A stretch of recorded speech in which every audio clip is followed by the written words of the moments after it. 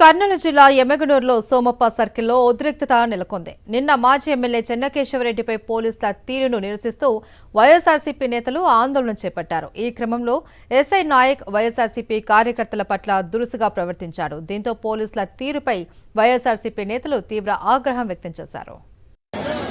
నీటి సంఘాల ఎలక్షన్లో కార్లపల్లెలో వన్ సైడ్ ఎలక్షన్ జరుగుతూ ఉందని తెలిసి మా నాయకుడు మాజీ ఎమ్మెల్యే చెన్నకేశవరెడ్డి గారు పోయి అక్కడ పోలీస్ వారిని వేడుకోవడం జరిగింది. అయ్యా మమ్మల్ని కూడా మా వాళ్ళని కూడా ఓటేయండి, ఓటీని ఇవ్వండి, ఇది ప్రజాస్వామ్యం, ప్రతి ఒక్కరూ ఓటింగ్ ఉన్న వాళ్ళంతా ఓటేయాలనే, రైతులంతా ఓటేయాలనే ఉద్దేశం ఉంది కదా. మీరెందుకు దండోరా చేశారు, అన్నీ చేశారు కదా, మీరెందుకు మమ్మల్ని అలో చేయరు, మా వాళ్ళని అలో చేయరు అంటే ఒక సిఐ ఇబ్రాహిం పెద్ద చెన్నకేశవరెడ్డి గారిని ఆయన వయసును కూడా లెక్క చేయకుండా ఇష్టానుసారం రే నీ కథ చూస్తాను, నువ్వు నన్నేం తిప్పుకుంటావనే ధోరణిలో మాట్లాడడం జరిగింది.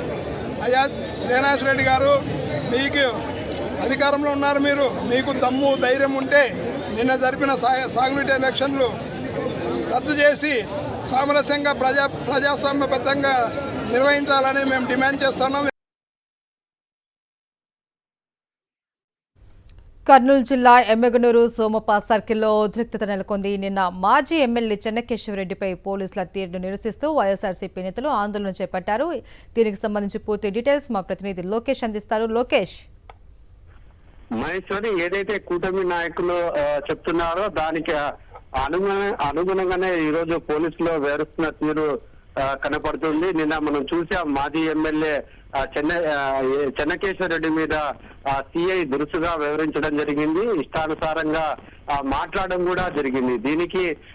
దీనికి బదులుగా ఈ రోజు వైఎస్ఆర్సీపీ ఎమ్మెగనూరు పట్టణంలో యొక్క ధర్నాకు పిలుపునిచ్చింది. ఈ నేపథ్యంలో వైఎస్ఆర్సీపీ నాయకులంతా సోమప్ప సర్కిల్ దగ్గర ఈ యొక్క ధర్నా నిర్వహిస్తున్న సమయంలో ఈ యొక్క ఎమ్మెగనూరు పోలీస్ స్టేషన్ సంబంధించిన ఎస్ఐ ఆ ప్రాంతానికి రావడం జరిగింది. ఇక్కడ ఎటువంటి పర్మిషన్స్ లేవంటూ వైఎస్ఆర్సీపీ నాయకుల మీద ఈ యొక్క ఎస్ఐ దౌర్జన్యంగా వివరించారు. ఇక్కడ ఎవరు కూడా ఉండకూడదు అంటూ ఆంక్షలు విధించిన పరిస్థితి అయితే కనపడుతుంది. అక్కడ వాళ్ళ యొక్క వాదనని వినిపించడానికి తెచ్చుకున్న మైకును కూడా ఆ ఎస్ఐ లాక్కోవడం జరిగింది.